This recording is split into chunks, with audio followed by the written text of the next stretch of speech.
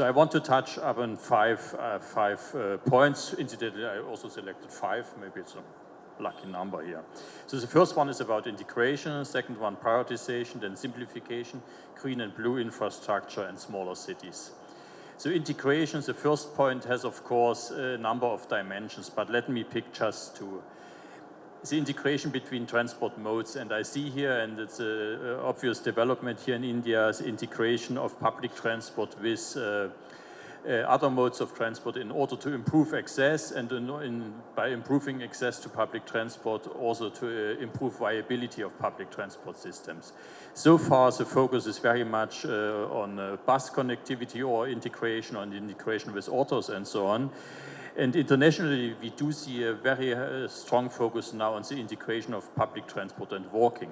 We do need to remember that almost all public transport walks are all public transport trips are starting with a walking trip. And 50% of the total travel time of a public transport walking trip is walking time. So people take a lot of time to walk. And what they remember, it's not my figures, there's a researcher from Norway who found it. People remember 70% of this time they remember about the walking trip, not about the public transport trip. So the quality of the walking trip, getting from home to the station, has a high impact on the satisfaction of the user.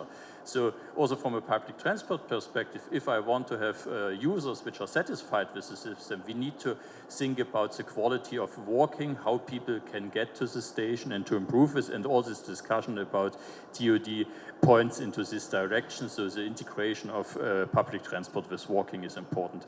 The second thing about integration is the institutional dimension.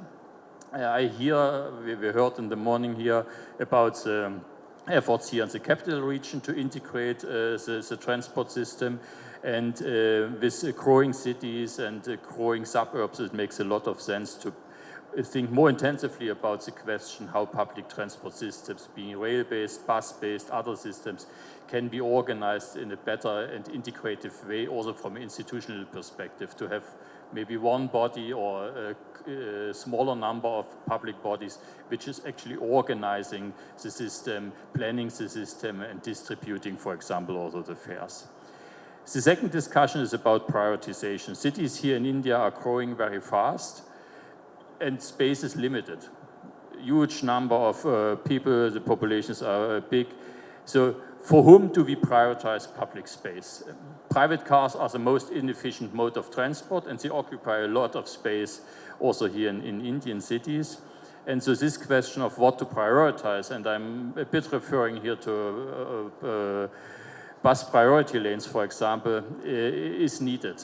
So do we allocate space for buses, priority lanes? Do we allocate space for pedestrians, for cyclists, or just for cars? I think this a discussion about prioritization will get prominence also here in Indian cities. We see it now from Paris. The whole city center is almost totally pedestrianized. A lot of cyclists are around. Other cities are also doing big efforts to prioritize public transport, walking, cycling. Another issue is simplification. With all these new systems, this becomes, despite all the effort, it becomes even more complicated to use it. There are so many apps to be used, technical solutions, how to get from A to B. Sometimes it starts to get confusing with all the types of information. There's an interesting experiment now in Germany with this so-called 58 euro ticket. It's a public transport ticket for regional transport, which you can use across the country for 58 euro per month, and it's a huge success. So because you can get rid of all the other ticket types, people get one ticket, 58 euro. It's in Germany, it's a substantial amount of money, but not a big amount of money for someone who has an income. And you can use public transport across the country, regional transport, public transport in cities, and this simplifies ticketing and tariffs a lot. It's difficult for public transport companies how to distribute the revenue, but for the customer, it's a huge simplification. The fourth thing refers a bit to what you just said, Professor, about climate adaptation. So this is a big issue. It's about heat, it's about urban heat islands, it's about flooding, it's about all kinds of catastrophes. And we do need to think better in our transport field about the integration of transport with green and blue infrastructure. So how can we better integrate transport systems with greenery? How can we even use transport systems to absorb the impact of flooding, for example, to construct roads in a way that they prevent flooding and are not flooded themselves? How we can use greenery, shading to reduce the heat in cities along streets and so on. So this integration between green and blue infrastructure and transport infrastructure is a major topic to prepare cities for climate change. And the last topic from my side is the focus on smaller cities. We see these big cities, it's super difficult, it's a huge effort.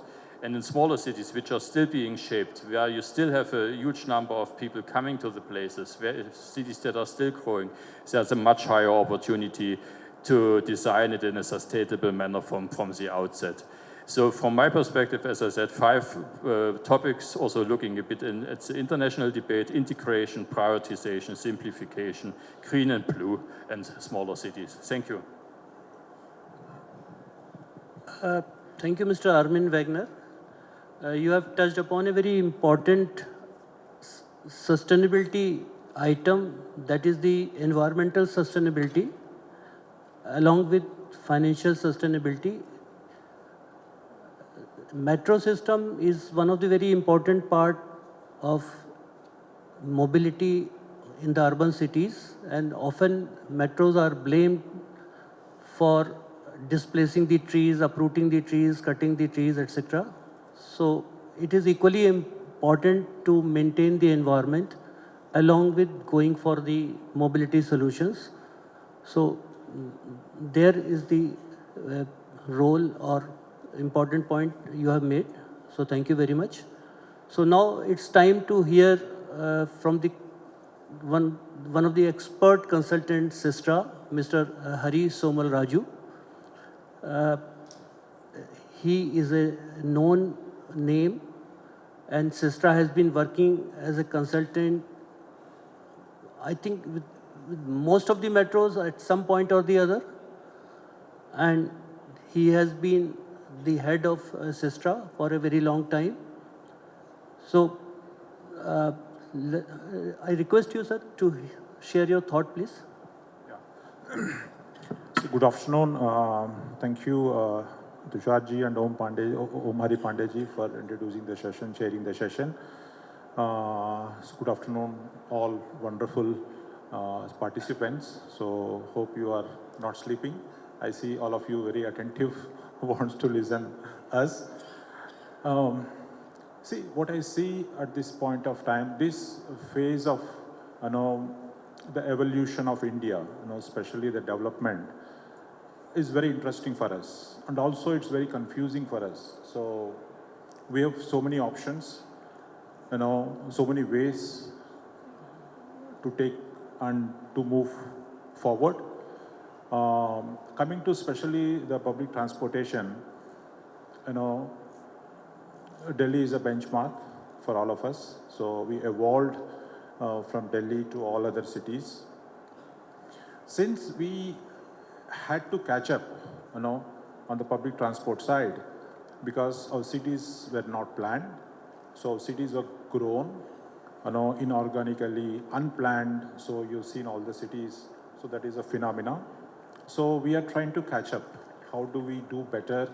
How we improve the living conditions in the cities, as I think now Tusharji mentioned. First we started, let us put a metro on a high density corridor. Okay, we wanted to reduce the buses, we wanted to improve the mobility. So we started as putting a metro line on a high density corridor. Fine, good.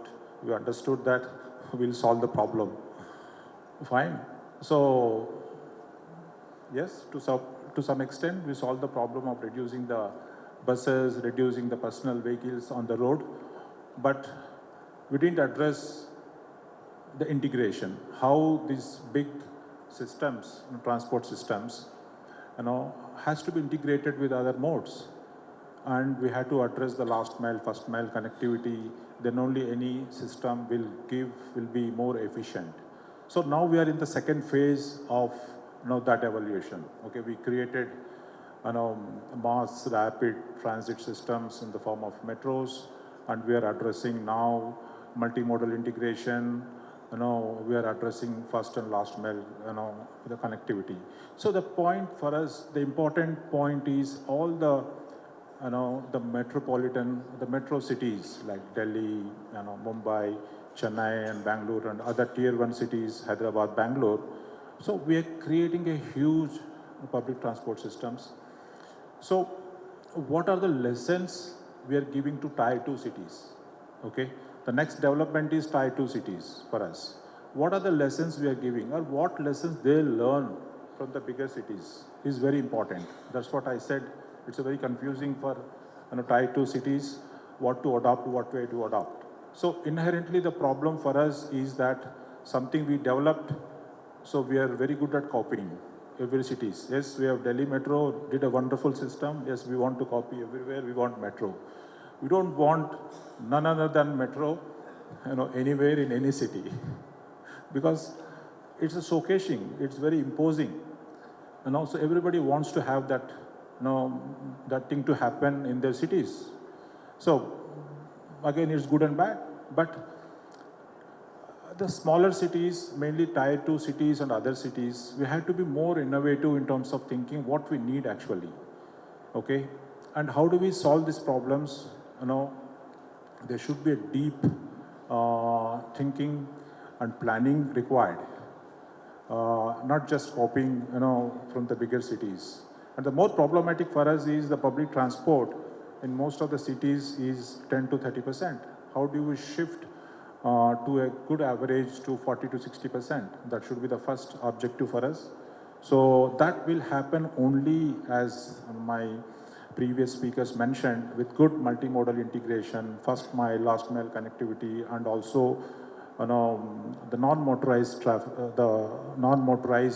pedestrian movement with good walkways.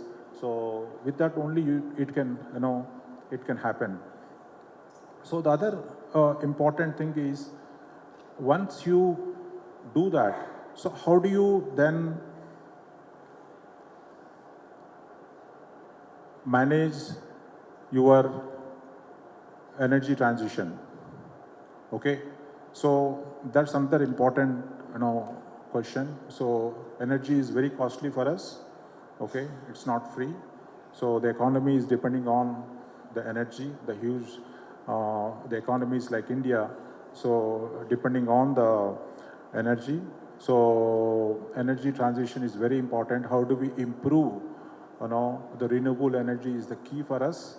For example, Kochi Airport has done 100% energy requirements from solar system. I think we should look into it. So the other important point I would like to touch base, is the first mile and last mile connectivity. So how do we give people, giving importance to the people? So what I see how we evolved as a commuters. At one point of time, my personal experience also, when you want to travel from one point to another point, what we were thinking like, what is the time, what is the cost? Okay, more than time, cost. How cheap, I can travel. So that was the criteria. Now people are evolving to the level where they want to understand what is the comfort, what is the convenient, and what is the noise, what is the pollution. So these are the parameters where people are giving importance apart from time and cost. People are choosing their mode of transport based on this. Why personal transport is increasing a lot? Because of these factors. Personal transport is costlier, very costly compared to public transport, but people are preferring, the private transportation because it gives all these factors. The convenient, you can take your vehicle from your home to your office directly, not like changing anything anywhere. So if you can improve this, as everyone is saying, these factors, comfort, convenience, noise, pollution, then the public transport is the one which is the most, will gain, the popularity, and the shift will, shift will happen. Okay, so, and also we are obsessed with, one thing. Okay, if one thing happens, we are obsessed. So, as I mentioned very briefly, we should look and explore the alternative, technologies, alternative systems, which is suitable to, every city. Okay, like LRTs, now the ropeways. How do you utilize the ropeways in urban context? Mr. Raju, Yeah. I will like you to just conclude, please. Yes, I'm closing. So how do we adopt these, the other technologies, is very important again to improve, the public transportation. So, thank you. So thank you, Mr. Raju. You have touched upon a very sensitive item that every city, whether it is tier 2, tier 3, tier 1, wants metro, right? Without thinking whether it is the right solution. We'll discuss during the question answer session more on this topic. So our next speaker is Mr. Mohit Dubey. He is the founder and CEO of Chalo Mobility, and the motto is making travel better for everyone. And it's very important because the theme today also include a very important caption, that is the last mile connectivity. So along with the transport solution in the tier 2 and tier city, the last mile connectivity through the bus can also be a very useful idea, and multimodal integration is the need of the hour. So I will not take much time, and I will request Mr. Dubey to please share his experience and his thought for the moving forward. Thank you, Hari sir, and thank you for including a bus in this large scheme of metro. They are complementary, as you said. Everybody understands that something has gone wrong in last 100 years. We have solved inter-country. It's so easy to go to Singapore and Hong Kong. We have solved inter-city. Even in India, I took a flight from Goa to Delhi. There's hardly any issue with that. But we have not solved how we move within the city. The daily commute is broken, and that's what we are discussing. But what has really gone wrong in this? And I can spend another 30, 40 seconds to tell you how bad it is. You get out of the airport and ask somebody, ki Hyatt Regency kitni dur hai? And the answer would be 55 minutes. Hum distance ko time mein measure karte hain. We used to measure distance and time when we used to measure light years. How long it takes for a light to come from stars to earth. Because it's meaningless to say, lakhs of crores. So we say light years. And that's what we are doing now. We measure distance and time. The second problem is, movement and mobility, commute, should be accessible to everybody. Today, it's a function of how rich or how poor you are. Your commute quality depends on how much money do you have. This is not true for water, this is not true for air, and it should not be true for commute also. And I can go on giving you more examples with congestion and pollution and so on and so forth. But what has really gone wrong in my perspective is three things. Number one, we have encouraged, and all of us here sitting has aspired to own private vehicles. In last 140 years, I don't think Mr. Ford, when car was invented in 1886, and we realized that in 140 years, cars will become such a big issue for us. Today in Bombay, I live in Bombay as well, the 70% of the road is occupied by cars. So the private vehicle ownership has literally got it wrong. And I'll come to what we should change about it. I think the second thing which has gone wrong is our main mile is not connected to the last mile. We have not designed it that way. And that's why the car is so useful. That's why the bike is so useful. It's door to door. But we did not design our public transport along with an auto, along with an e-rickshaw, along with something else. Right? We have not solved that. By the way, we have solved the last mile when we send a satellite to moon. When we send something, the last mile, the last part of that satellite, takes off and drops on the moon. We do it so accurately, when we send satellites for millions of kilometers away, but we have not solved it when we move 100 kilometers in the city. And the third thing which has gone wrong is, we have, on this earth, there is 70% water and 30% land. That's why we live vertically. This hotel is vertical. My room is like somewhere up, not horizontally, because there's no space on earth. You cannot put a car on earth. and say you will solve commute. So sir was saying that we live vertically and we should travel vertically. And the good thing is that in my recent trip to China, I realized that the low altitude travel is becoming a reality. There are at least 200 companies working on it today in the world today. At least 10 of them have successfully piloted eVTOL, the vertical takeoff landing taxis, the people who got commercial license and so on and so forth, and it should become a reality. I want to come back to how do we solve it. Now I'm assuming I have 2-3 minutes left. I think we need innovations in all 3 areas. We need innovation in tech, we need innovation in policy, and we need innovation in execution, which is public-private partnership, and we all talk about it. Tech is both long-term and short-term.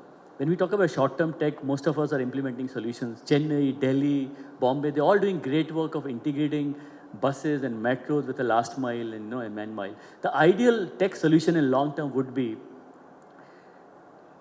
to have a personal pod, which is autonomous, which is solar-driven. You sit on the pod and say, hey, Siri, Julie, whatever, take me to the airport. And by the time it comes on the highway, there will be 50 more pods. All of them can get combined and move because you still want to preserve energy, you still want to preserve momentum. But when 50 pods are combined, do you realize it's a 50-seater bus?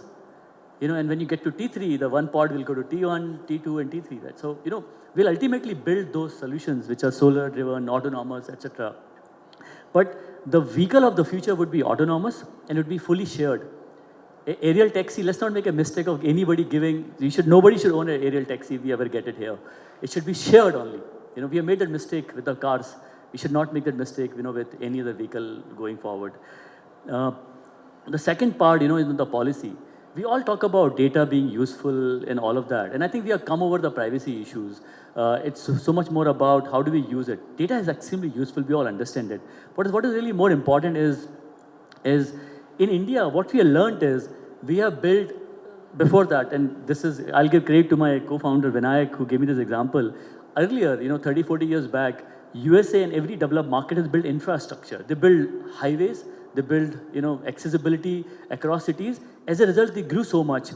What India did in last 10 years is to build digital infrastructure. We have UPI, we have built passports, we built FastTags, we built so many of Dizzy Yatra, we built so many of those things, which are amazing. We have built an infrastructure for 1 billion people. Unfortunately, we are yet to do the same for transport. There are efforts. We have NCMC, we have ONDC, we have a bunch of other things, but we are not yet solved. The day we solved, the digitization and the data with the commute, I think we'll make a big step. And one way to solve is to make all the public transport data available openly. Let's make it open. Whether it's a bus data, whether it's an auto data, let it be totally open. I run a private company. I'm very, very happy to be part of it in that sense. Because once you do that, everybody will benefit from it. And the third thing is about the policy, about the public-private partnership. Because I belong to the bus industry, in last 5 years, 25,000 or 30,000 buses would have been added under a public-private partnership in a GCC contract. So STUs no longer own buses. They get buses, developed by OEM. They continue to own the buses. They deploy it. They run it, which is great actually, because no one has to spend a lot of capex in owning a bus. But India has 3 lakh buses, or less than that in fact, for daily commute. We need 30 lakh buses. And I was giving this example. We talk about metro. I'm so proud and so glad that we have 1,000 kilometer long metro network today. But if you look at the cities where the population is more than 5 lakh and say how much kilometer people travel every day, that number is 8 lakh kilometers. 8 lakh kilometers is what people travel every day in cities. I come from Bhopal. The distance people cover in Bhopal is 1,700 kilometers because my tech is deployed in every bus there. And metro is 5 kilometers long. London has 450 kilometers of long metro network, 450 kilometers in London alone. London has the largest network in terms of city. London population is 95 lakh. 40 lakh people travel in metro and 55 lakh people travel in buses. So one thing we got to solve in GCC or public-private partnership is to encourage a private operator to own a bus, own the experience, deliver it, own the revenue, own the cost. And literally, like auto, is an employment. There are 35,000 autos in Jabalpur, like a small city like Jabalpur. There are 50 buses, no metro, and 35,000 autos. We got to build that for a bus, or we can't do it for metro, but definitely for buses. Sir, is my time over already? Yeah. Yes, Thank I you. think. Okay. So thank you very much, Mr. Dubey. You have rightly said that in the last few years there have been a lot of impetus on creating the infrastructure. You see the airports, you see basically the services which are being provided online, maybe DigiYatra, even these days even the immigration clearance is going to become almost seamless through face recognition or something. But this type of innovation, even the communication, all these things, I think India is much more ahead than the rest of the world. But somehow the mobility within the city has not seen that sort of development or that sort of solutions coming in. So thank you very much, all the speakers and session chair. We have come to the part of sharing the thoughts with you. So now the field is open for the wise audience and the intelligent audience. So I request you can raise your hand, and I hope Mr. Prashant can share some mic, 1 or 2 mics with them, or yeah.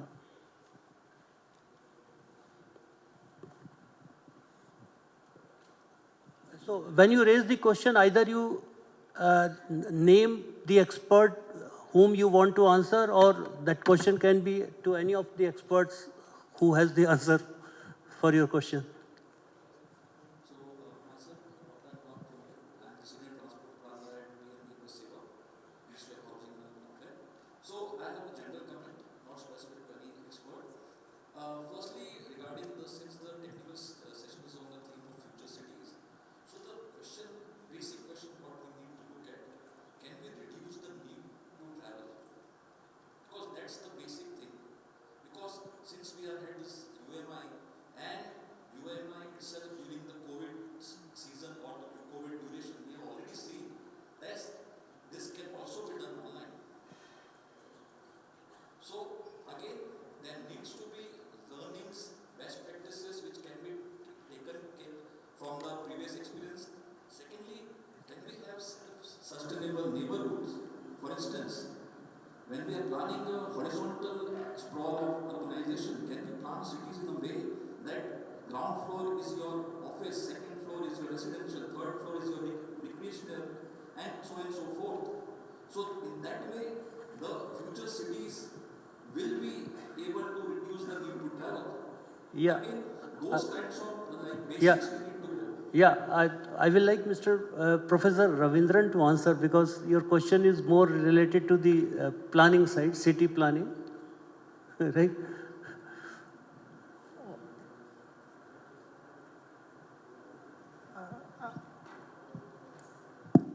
Sorry, thank you. That was more an expanded comment than a question.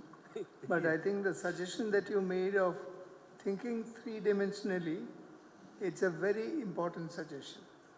I think as far as we are concerned, we've been dealing with our cities in two-dimensional planning, which is why we have ended up with so many difficult problems, and every Indian city is flooding because we never looked at the landform, we never planned in 3 dimension. I think that suggestion that you made in the end, towards the end, saying that we need to think of multiple functions being organized vertically to reduce commuting time, that's an excellent suggestion. I think that's also being applied to some housing in many cases. In Singapore has already experimented with it, where you have different activities which goes with housing, like schools and old age homes and greeneries and parks, etc., or even provision shops and normal domestic services were all being distributed on different levels in the same multi-story building, where the whole thing becomes a residential ecosystem. I think that's the kind of three-dimensional thinking which urban design thinking can bring in to the new future city.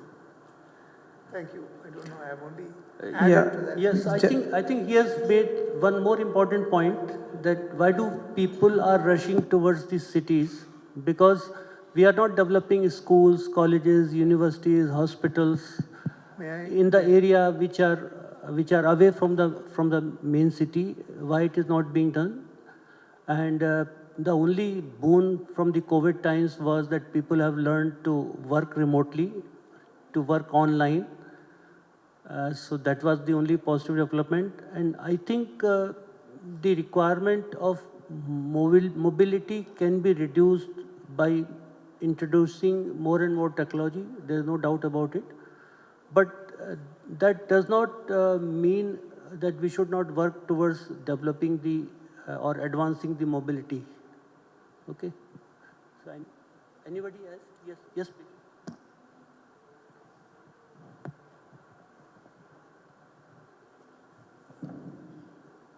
Thank you, Partner.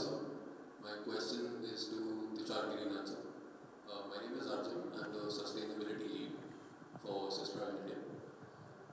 We see that cities have this tremendous problem of flooding, of heat islands, and other climatic effects which are really affecting the way we live, and in many ways affecting also the operator of metro railways and other transport systems, right? If the feeder road to your metro station is flooded, it doesn't matter that your metro is elevated, you're still not getting the passengers. So, from an administrator's point of view, what is a city authority lacking in terms of tools or resources that is preventing them from resolving such an issue?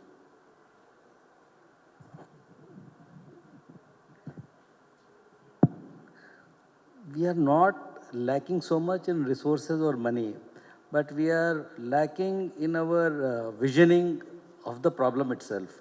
We think that we have now taken control of the stormwater drains, we are lining it, but then we think that solid waste can at any time go and block it. We do not think about that. We have roads where we have made the drains, drains are next to the road and water has to flow to the drains and then all get combined and should be properly taken to the lakes and then beyond in Bangalore perspective. But even a small plastic can block our side gratings and the water doesn't flow. So the problem is not, if you take macroscopically, all the water channels should be at all times clean and clear. So they will take some optimal level of water. Beyond that it rains, it will be a very, if you have planned something and beyond that it has rained, it's okay. But here we have planned for everything, still we can't go ahead because at every point something or the other is happening. Our cities are in constant turmoil. They are always building. With that, n number of agencies are putting their dump. Metro is working, they are dumping, water is not flowing, the people are throwing the garbage in all sorts of places, they are getting blocked. So there are problems of our own, what you call, psyche of throwing everything, not taking care of our infrastructure as if we own it, as if the government owns everything. That is the problem. Money and thinking, what is the solution? You will say always the solutions are same. Water should flow at all times in the channel where it is designed to flow. What is blocking it? Some mud is blocking it, plastic is blocking it, our own work is blocking it, and we are not in a position to coordinate it. There is no other great policy handicap. Sir, I want to ask one question from you. We in DMRC have to go very frequently to Bangalore. So I want to know that when you are going to reduce the travel time from airport to the city. So this is very important question. That is the sum up of the whole discussion we had. We have a metro which is done in such a manner that still the airport is to be connected in something called 3A. So you are not thinking of connecting to metro and you are thinking, as he said, on the major roads, if we put the metro on, the public transport will be on this. So what is the priority? One of the esteemed panelists was telling, integrating, sustainability, prioritizing. So the way we prioritized, we also prioritized from city center. That is what I keep on telling. The city center of Bangalore is not the city center of activity anymore. Why a person comes to a city? To fulfill one's destiny. Only in cities you can fulfill your destiny because you are interacting with the other person for a value-added activity. My friend was telling that why we can't go always vertically and everything I will do on computer. Yeah, we have to reduce the movement. We have to reduce the movement. All the amenities should be available to you within 15 minutes. All the great cities are having 97% of their population are accessing in 15 minutes all amenities. If you do all that and don't come on the road, you get in the localized area all amenities, including what he was saying about education and health, hospitals, good schools, all amenities, groceries, etc. within 15 minutes, you can have in the same building, vertical, horizontal, whichever manner, but you have to get it very fast. Then you reduce it, you prioritize it, you approve my Metro 3A, which is still not approved. So so that is how you will come very fast to the city. But what I am saying, there is a lot of meaning in what he was saying. Reduce the movement. Integrate all our movements, because we have to go for multimodal integration. We have to think of the right modes. And also, as I told, we have to move towards the people-centric planning, and we have to see that all sorts of NMT, etc. is there. Yes, sir. Sir, my one-line question from former chairman of DUAC, Delhi Urban Art Commission. In a view, Delhi development is spreading like anything. So can we have a policy that Delhi must have 20-story buildings minimum? My question stops here. This is just an idea. Can we have that as an expert, sir? I think as long as we don't have the infrastructure to carry that load, we cannot have that. We don't have, Delhi has wide roads, but it has very meager infrastructure and disconnected infrastructure. And apart from that, there is also the major question of land ownership in Delhi, which is all controlled by LNDO, which is why we have places like Gurugram and Noida, which have become far more inhabited than Delhi is. The number of population per hectare in Gurugram is much higher than that in Delhi, because Delhi cannot support that kind of population, nor does the land market allow that. So, and I also don't think that vertical is a solution, because there is also a cost to going vertical. There is an energy cost, there is a movement cost, there are fire hazards, there are earthquake hazards, there are lots and lots of hazards. There's a price for going vertical, and are we really prepared to pay for that? We are not prepared to pay for it. We know how Gurugram suffers when there is a small rain, because the city infrastructure is not geared for it. City actually had no planned infrastructure. Many of the colonies in many of the housing development in Gurugram actually is at a lower level. The discharge locations are at a lower level. Wet waste discharge is at a lower level compared to the road. It has to be pumped up. Is that a sustainable model? Is the water supply in Gurugram, which is dependent on groundwater, a sustainable model? Is the electricity that's being generated through diesel generators in Gurugram sustainable? It's an absolutely unsustainable model. So this whole thing about going high and vertical and all is just a political hype to please the developers. Because the developer benefits from a small parcel of land, is able to create much more saleable, marketable stuff. And he is not responsible for looking after the city. Someone else is responsible. So there are lots of issues that need to be discussed as long as going vertical is concerned. It is, in my view, it is a false belief that going vertical means higher densities. If you have higher density, you need wider open spaces, wider land.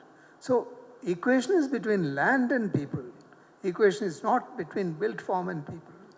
So this whole idea that you have higher density through high building and therefore you can have more compact cities is an erroneous idea. and it needs to be thought through properly. What I would suggest is that we need to have compact cities, but that level of compaction is dependent on the equation between large number of infrastructure amenities, social and physical infrastructure amenities, supplies of resources, and the cultural patterns of living of people. It's not something that you can be just imposed because we want to solve one problem. We create a problem and we want to solve it, and we go putting people on a vertical slant.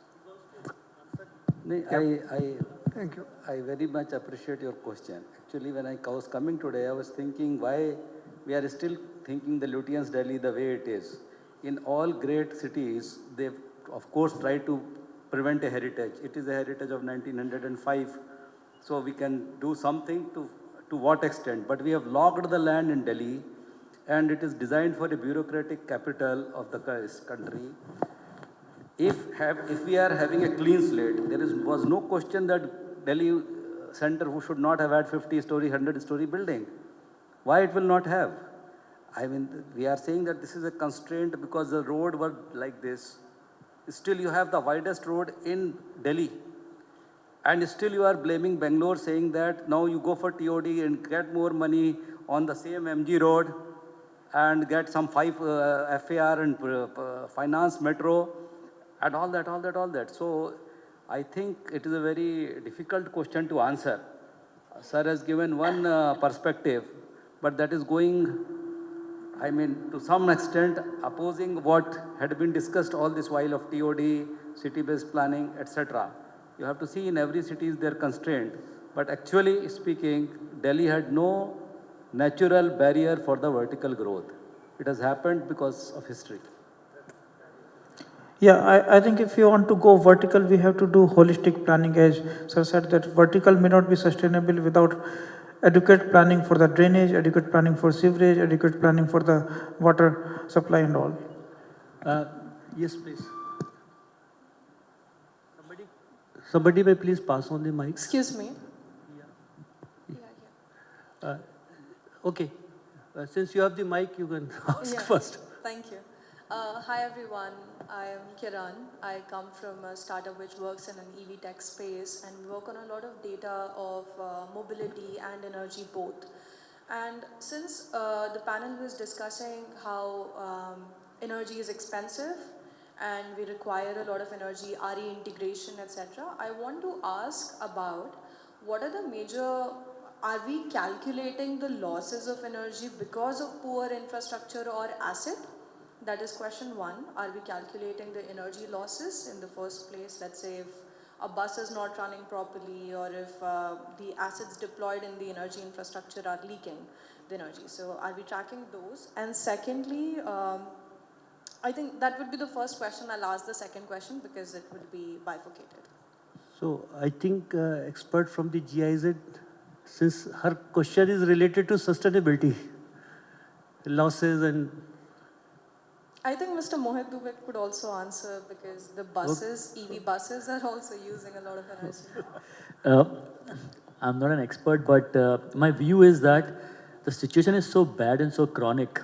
This is like somebody comes to you're a doctor, somebody comes with a heart attack and you're discussing, so many other important health parameters, your protein intake, etc., etc. The point is, we are so fundamentally behind in solving commute today, both in terms of what we need to build in public transport, accessibility, etc., etc. I don't think, even if you measure, it's really the key. I often argue at times that every bus is important. Add a bus, forget about electric bus, add a bus. It will take away 15 motorbikes, and some cars away. That's more important. The bus quality is poor. Why don't we have a premium buses, etc., etc. Again, given this 1 minute here, my point is, we are in a situation where we need to solve something very basic, very fundamental, and then say, okay, can we really look at more important parameters as well? Okay. Sorry, I cannot allow you another question because that time is very short and it's another... a very small question. No, if we will allow you if sure. the time... Yeah. Yes, please. Pass on, please. In fact, I myself wanted to ask 2 questions from my fellow speakers.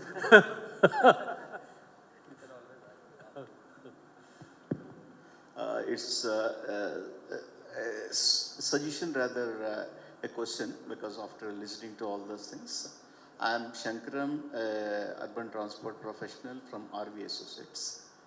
Basically, what we are talking about is the future cities, last mile connectivity and innovative mobility solutions. As somebody said, first of all, I'll go to the very basics, why people should move, number one, okay? That means there is a lapse in the planning. That's why people, the trip links are going both in terms of distance and time of 20 kilometers or 1 hour or whatever it may be. In any transportation study when we do, almost 60 to 70% of the trips are work trips actually. If you can tackle those work trips, like by making the work centers, bringing the work centers close to their residents and all, I mean, I can reduce my, I can reduce all their trip lanes, I can solve the problems. Like somebody has mentioned, the digital technology and all have developed, but not in transport sector. Indirectly, because of the digital technology, the trips have come down. Otherwise, so many people would have been traveling to railway stations for ticket booking. So many people would have been going to the banks. So many people would have been going to the shopping because of the digital technology, everything is being ordered. Now the future cities and last mile connectivity and multimodal integration, and people are saying. Actually, whatever modes of transport today we have on the road, in any city, they're not complementing, they're competing with each other. In the same direction, the bus will go, in the top, the metro will go. So they're competing actually, they're not complementing. We have to bring a policy so that, they complement with each other, they're integrated with each other. We can't find any other mode of transportation. If you're thinking, okay, some other ropeway will come and solve the problem, the ropeway will also travel in the same direction like the metro will travel in the same direction. This is one thing I wanted to tell. And second thing is the TOD people are saying. Rather, what I would say in the future cities, first you do the TOD, then you bring the transit. Instead of, after the city, of course, in brownfield cities, now, otherwise, you should have you have to take some brave steps to reorganize or decentralize the city so that, we can reduce the trips. That's my suggestion. Thank you. Okay. Since we started our session around 10 minutes late, so I'm taking the liberty of extending the session for 10 minutes. And let me give a chance to that lady. But please be short. And don't ask the difficult question. Okay, sorry. I want to ask how much time of the day which is utilizing the energy in the off-peak hours in practice currently? That is the question. If your answer is relevant to the metro sector, okay, so we are using almost 33% of our total energy requirement from the solar power if you take during the daytime. Okay. Okay. So as it comes, it's utilized. It's not stored. Yes, please. This includes the power from the rooftop solar as well as we are taking through open access from REVA project, around 99 megawatt. And we are shortly also going for round-the-clock solar power with this battery integration. Okay, these are all steps we are taking for reducing the cost and improving our sustainability, because it is our, though it's a government policy also, but we also know that if we increase the fare, the people will be reluctant to come to metro. So if we have to free the roads, we have to improve not only the services, we have to keep the fares also at a certain level. And for that, we have to reduce our operating cost, and energy cost me as much probably as the maintenance or maybe the manpower. Okay. Hello everyone, I am Nandini. I'm a student from School of Planning and Architecture, Delhi, currently pursuing my Masters in Transport Planning. So as all of you were talking about PT planning, so we also know that not only provision of public transport is the main focus, but the problem comes with the increase in the number of the private vehicles that are being, like every city's like growth is happening. So in perspective of providing PT, what can be short or immediate solutions that can be done at the country level to first decrease the private vehicles? Okay. Will you like to answer? Yeah. Your question is about, what can we do to not add so many private vehicles, right? Is that largely? Yes, yes. See, and this is a question a lot of other countries are asking as well. We asked this question to Mr. Ravi Verma, who is the CTO for Transport for London. His answer was following. He said, if you bring your car to the city, you have to pay a price for it. It's not about just the toll. The time that you spend in the city on a congested road, if you take your car to a MG road, in any city, for example, you got to pay for the time you spend there, not just for the parking. Today we only charge for parking, right? So people will build all these solutions, like we have a FASTag today, as you enter and exit. All of these things become even more important. Singapore discourages you to own a car by putting so much more taxes on it, right? Congestion pricing. Yeah, so there would be a congestion pricing, there would be a pricing of ownership, there would be a pricing, if you bring it to a specific part of the city. It's not a joke because वो सही है मतलब road किसी के पापा की नहीं है मतलब, it belongs to everybody.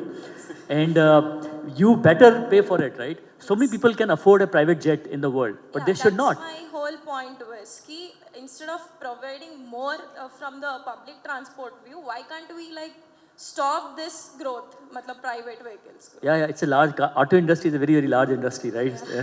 So, like other countries, we should have also some restrictions over owning a vehicle. So that is where the whole problem is coming. Yeah, just to add, just very small point, I can tell you the example of Paris. The Parisians rapidly transforming from private vehicle to public. One of the fact was that the parking fee is very high. You have to pay hefty amount of parking, fee for parking their own vehicle in front of their houses. People are abandoning the vehicles. People normally, when they want to go out on the weekends, they hire a vehicle, they go out. Otherwise, they use public transport. See, what we can do only is we can't see.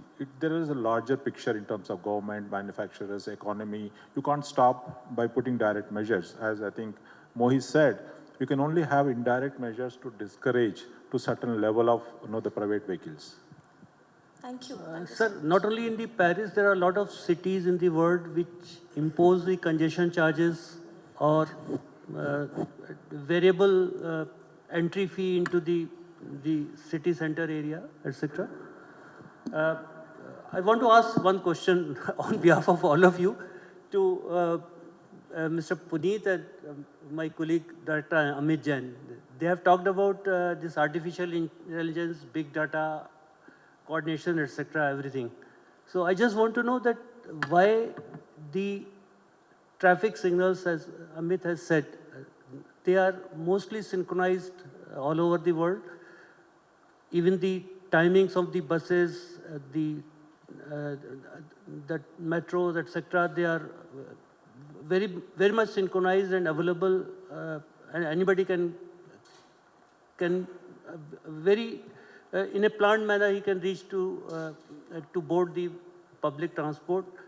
But here in India, even if one traffic signal goes out of order, there's chaos all around. So why, being so advanced in so many things, why we are not able to implement this system in India? I can answer first. So I think what you rightly said, it should have been done. So basically, in the last few years, the use of AI has increased a lot. And we are using AI not only for our development, but also for monitoring, as I was telling you, real-time data monitoring. And it has happened in few countries in the world also, few cities in the world, where AI is being massively used for train operations and also for real-time train operations. So to answer the question, why it is not done in India, because still we were, what I understand is still the focus was on development or putting more signals out here. Now the question is coming how we are going to basically have a more better operations in that. So, and one thing for AI is we should have a machine learning. You have to really put a lot of information to it. It is just not like that next day morning will come with the AI solutions. So we have a predictions, we have a real-time trending, then we come with the AI part. I think automated traffic solutions are may not be AI driven today, but they are not being implemented because they are very, very costly. So our first priority was to put signals on the road. So that's what we have done. Automated solutions are very costly, but now AI solutions are also coming. So I think in the future, our road owning agencies, they also go for the AI solutions. In fact, my vision for mobility in the country or in a city is integrated autonomous shared mobility solution, which means that there is no private vehicle. All vehicles are shared vehicles, like kind of pods. And wherever you are standing, you just call a pod. You get a pod within 1 minute. You just get into the pod, go to the nearest metro station by the pod. Again, all metros are running autonomously. You enter into the metro. You don't need to pay for anything. The fare is directed automatically based on FRS system, fare recognition system, face recognition system. So everything is automated, and you reach your destination within stipulated time, which is very much fast in comparison with the private transportation. And you see, when all the transportation systems are autonomous and they are not, of course, driven by humans, they will be very much optimized. All the vehicles will be talking to each other. All the ports, these automated ports, they will be talking to each other. They will be moving in a smooth manner. There will not be any need of a traffic signal because your road is talking to the vehicle, vehicle is talking to vehicle, vehicle is talking to the road infrastructure as well. So all the movement will be optimized, autonomous, and very fast and swift. So this is I think this is the solution, intelligent solution for the mobility in a city. You don't need any private vehicle. All vehicles are autonomous and shared vehicle controlled through an autonomous system. Okay, thank you very much. So now we are in the last leg of our today's technical session. Sir, here. One last question, sir. Please be brief. Yes, sir. Please. So, sir, hi. My name is Prateek. I am a student at CEP University pursuing Masters in Transportation Planning. So, we are analyzing all the current modes in public transport in all our studios. But this year we have done an exception of including future modes as well. So, my question is for Mohit Dubey, sir, that how can air mobility safely and affordably scale to serve masses and simultaneously flights in densely populated airspaces in urban areas? So basically we have a dense airspace network in our urban areas like airspace of Delhi or Bangalore or any other metropolitan city. So how do you, what is your view of safely segregating the regional travel, air travel and urban air travel, like eVTOLs which you talked about? So what is your opinion or what are your views on segregating the two levels of transport modes? So I don't think I follow it totally. We'll meet after this. But in the interest of time, you know, you have ATS, you know, today for air traffic. You'll have this ATS for this as well. Whether it's a drone, anything around the low altitude economy, those highways, you know, those pathways, division of how it would fly would be all built. There are red lines, orange lines, yellow areas, green areas. All of that is getting built actually. You know, people are trying and there's some guidelines around it by the government of India as well. So yeah, it would be as standard as, you know, you have a travel on the road or highways in the streets. So, yeah. Okay, so thank you very much. I know you people must be having a lot of questions. After the session, when we will be having our tea, at that time you can interact with the individual expert one-to-one or ask them as many questions as you want. So permit me to conclude this session, and in the end I will request our session chair to please give concluding remarks. I thought it is already concluded, and I will say thank you. But it had been a very enlightening session for me personally. I was looking forward because I have a large number of questions and still, you know, I'm searching answers for them. Their part answered here, but it is a long this thing. As everyone is trying to see as to how we are going to develop. The future we have not seen, but we have learnt what had gone wrong in mega cities, including Bangalore, Delhi, and how our urban sprawl we could not stop. So now is the time for us to put all that learning, and time is running out. That is the first starting statement remains the same. In the next 20 years, it is all going to happen. If we don't act now, we have this type of problem all the time, cursing, and as some digital solution will be there. You will be sitting in your house and will be asking to do, we will be asked to do everything because you can't come to the office. It is very difficult for the office to allow you to come, waste 4 hours. So they will do something, but that will not be an ideal human existence, because they will do something. Some sort of small vehicles will come from the smaller towns of 50,000, 1 lakh. Something else will happen, but we have to be the facilitators. The government and the policies of the government should be such to see the future, not to repeat those things, and allow the private sector to take over. All the data which is available should be made available so that the innovation may happen. If we keep on controlling the data, our police, we have the automatic signaling system in Bangalore. We started with JICA help, now we are purchasing more and more. This is controlled by our police, traffic police. It is not being given to others for any innovation. We have to think of and give it to them.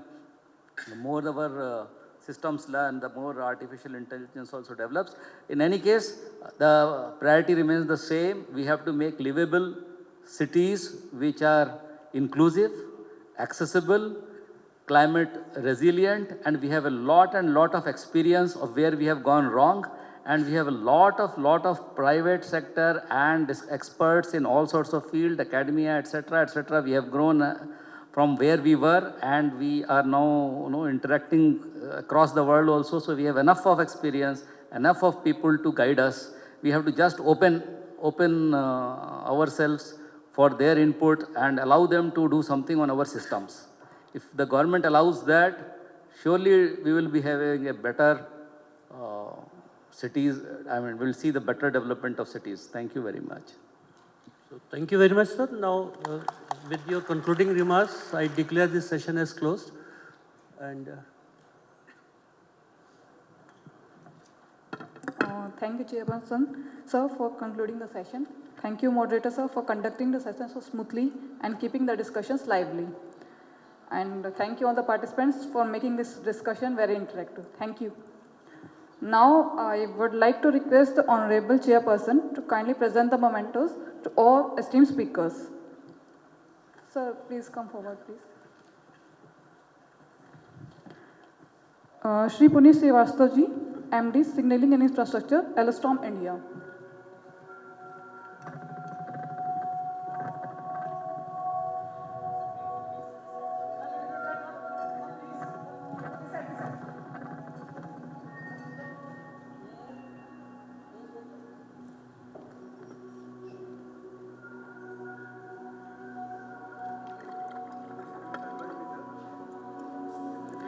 Dr. Amit Jain, Director Operations Services, DMRC.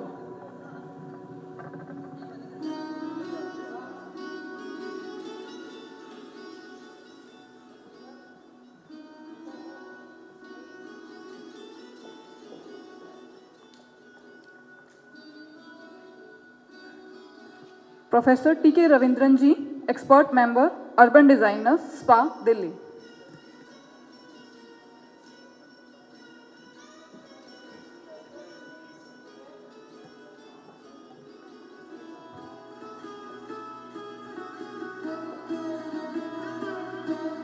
Shri Arvind Wenger, Senior Advisor, GIZ.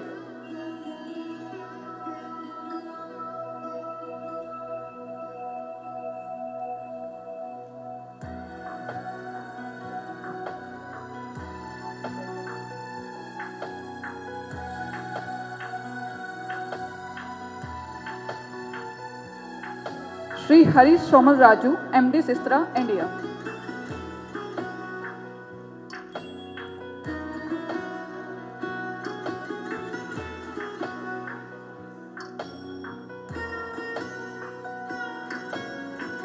Shri Mohit Dubey, Founder and CEO of Chalo Mobility.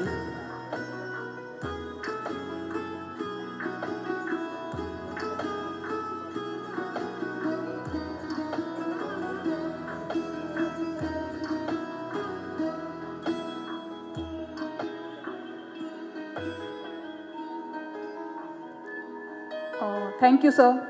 Now I would like to request Shri Sunil Kumar, Deputy Secretary Mahua, to kindly come up on the stage and present a memento to the Honorable Chairperson.